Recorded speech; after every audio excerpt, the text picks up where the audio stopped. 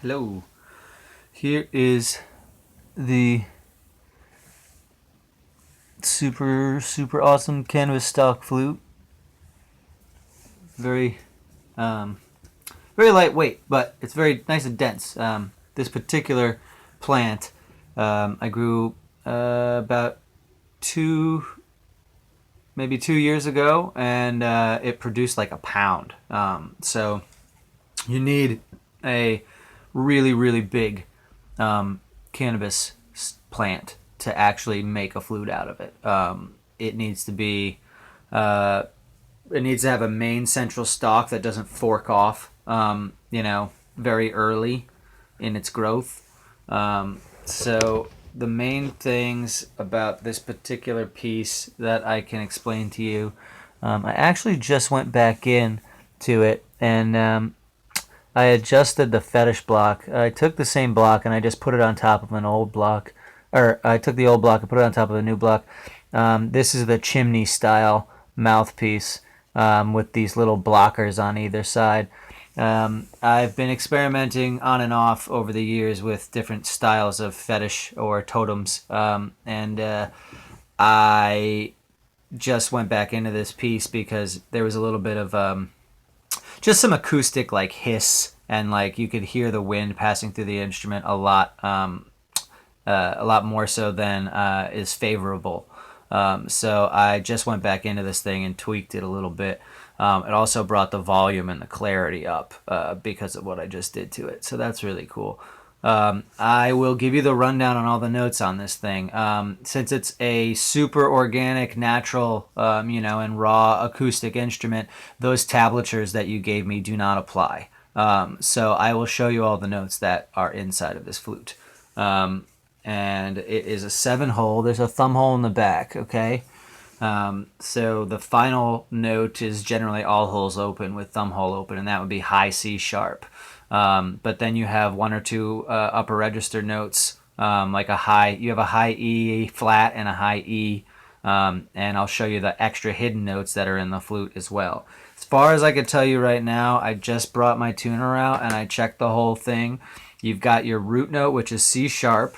You've got your second hole open. You've got your first hole open, which would be E flat, and then it goes to E, and then to F sharp, then to G sharp, then to A, then to B, and then lifting your thumb is high C sharp. But you also have the ability to access F, G, B flat, and C, as well as the high E flat and the high E.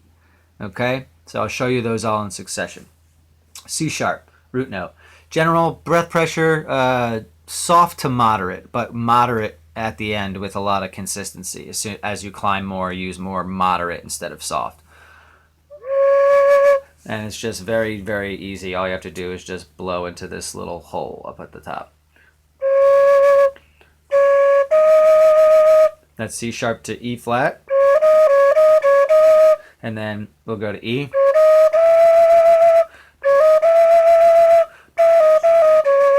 And then we'll go to F sharp. And now I'll show you where F is.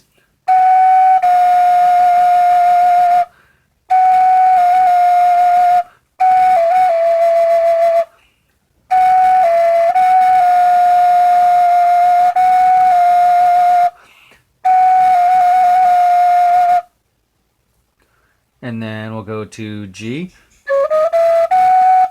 So this is G sharp right here. And then I'll show you where G is. You put these two down here.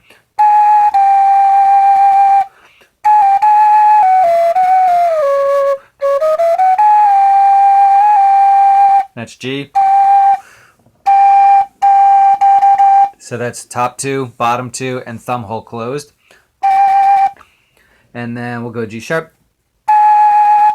Back to A. And then we'll do high B.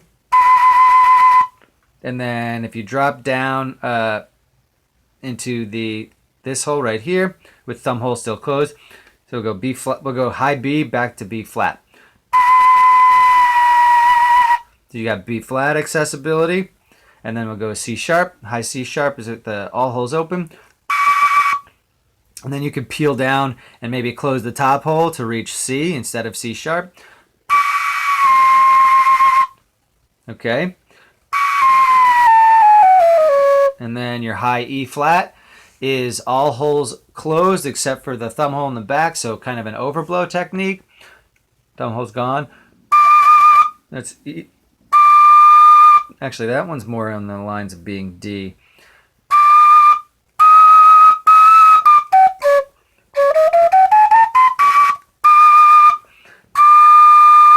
So that one is like D bordering on E, D to E flat. It's kind of in between, unfortunately, with this particular piece, just in the way that the bore is and stuff.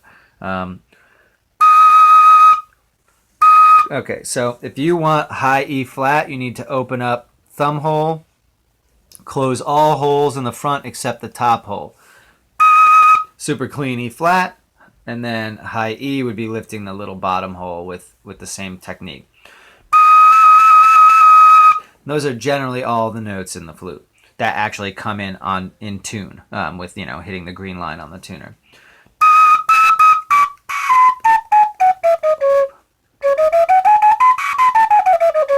So you can like tongue the instrument really easily. You can go.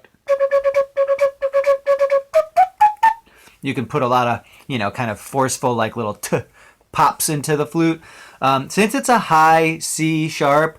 Normally, higher keyed flutes, shorter, higher pitched flutes, they require like more moderate, steady breath pressure to make them always vibrate properly.